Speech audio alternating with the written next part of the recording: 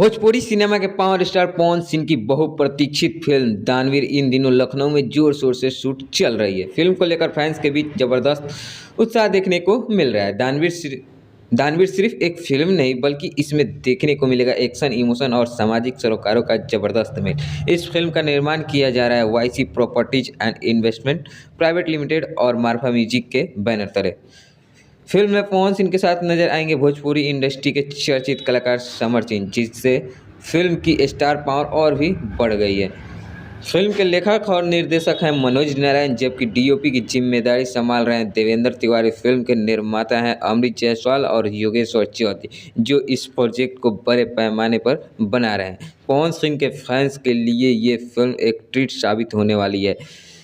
अब देखना ये है कि दानवीर फिल्म सिनेमाघरों में कितना धमाल मचाती है। ऐसे ही भोजपुरी सिनेमा के लेटेस्ट अपडेट के लिए चैनल को सब्सक्राइब करें, वीडियो को लाइक करें और शेयर करें। मिलते हैं अगली वीडियो के साथ में, तब तक के लिए धन्यवाद।